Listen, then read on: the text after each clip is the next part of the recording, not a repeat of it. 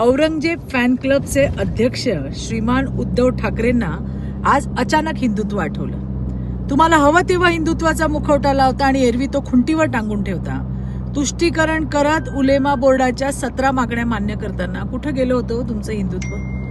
पाकिस्तानी झेंडे तुमच्या डोळ्यासमोर नाचवले गेले तेव्हा कुठं गेलं होतं तुमचं हिंदुत्व? वोट जिहाद करताना ते छत्रपती शिवाजी महाराजांच्या गड किल्ल्यांवर मशिदी उभारण्यापर्यंत घोषणा करताना कुठं गेलं होतं तुमचं हिंदुत्व? वक्फ बोर्डाला विरोध करायचं म्हटलं तर मूग गिळून गप्प राहता आणि जेव्हा जनता तुमच्या विरोधात कौल देते तेव्हा जनतेचा कौल अमान्य करायची ही तुमची जुनीच खोड आहे. आता तर म्हणे तुम्हाला सूड घ्यायचा आहे. कोणाचं सूड घेणार आहात तुम्ही? जनतेचा. तुम्ही वारंवार गद्दार खंजीर सारखी भाषणं करत आणि रोज सकाळी माध्यमांवर तुमच्या भोंग्याला सोडणं हा जनतेवर उगवला जाणारा सूडच आहे उद्धवजी. बाकी विकास